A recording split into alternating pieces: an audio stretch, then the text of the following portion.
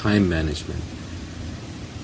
Yeah, I think one of the most a great goal in life would be to not have to be in a given place at a given time. That is a recent vector that I'm trying to work towards. Obviously, it's not fully realistic. You have meetings and stuff, but at a even more basic level, you have a job, right? Most of us have jobs. We got to go in a certain time of the day and can't come back to a certain time, and somebody else is telling us what to do all day long.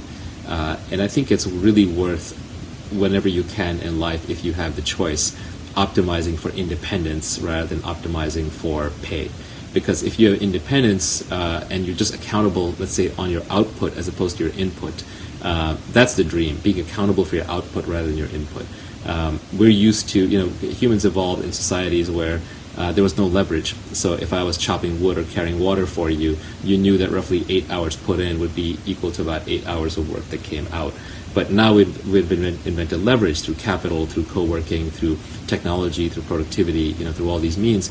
So we live in an age of leverage. And as a worker, you want to be as leveraged as possible so that your work has a huge impact and it won't take as much of your time or physical effort. Like you'd rather work with a bulldozer than work with your hands, the same way you'd rather work with a computer than you would with a pencil. So those are just forms of leverage. So you want to use as much leverage as possible. And a leverage worker can outproduce a non-leverage worker by a factor of 1,000 or 10,000. And with a leverage worker, the choice of how they make the decision is far more important. Their judgment is far more important than how much time they put in or how hard they worked. So, for example, a good software engineer, just by writing the right little piece of code and creating the right little application, can literally create $500 million worth of value for a company. But 10 engineers working 10 times as hard just because they chose the wrong model or the wrong product or wrote it the wrong way or put in the wrong viral loop or what have you, they basically wasted their time. So inputs don't match outputs, especially for leveraged workers. And so what you want to do in life is you want to be in control of your own time. So you want to get into a leveraged job, and then you want to get into one where you control your own time and you're tracked on the outputs. That would be the ideal.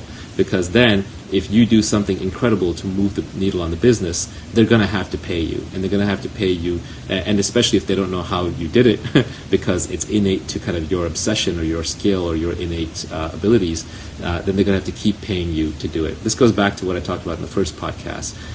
If you have specific knowledge, you have accountability, and you have leverage, then they have to pay you what you're worth. And if they pay you what you're worth, then you can get your time back. And if you get your time back, then you can be hyper efficient. Then you're not doing meetings for meetings' sake. Then you're not trying to impress other people. You're not building checklists and writing down lots of things just to kind of make it look like you did work. All you care about is the actual work itself. And when you do just the actual work itself, you'll be far more productive, far more efficient. You'll work when you kind of feel like it, when you're high energy, and you won't be trying to struggle through when you're low energy, and you'll regain your time back. So I think choosing what kinds of jobs and careers and fields you get into and what sort of deals you're willing to take from your employer, assuming you have that luxury, will give you much more free time, and then you don't have to worry as much about time management. The image that I like to put in my own head, what I would love to do is I would love to be paid purely for my judgment, not for any work. I want the robots to do the work. Or capital or dollars being deployed somewhere out there to do the work, or computers to do the work. But I want to be paid for my judgment, and I think every human should aspire to that, where we're eventually just becoming knowledgeable, or we are knowledgeable about certain things, and we're being paid for that unique thing, and we have as much leverage as is possible in that business, whether it's through robots or computers or what have you. And then we can also be masters of our own time, because we're just being tracked in outputs and not inputs.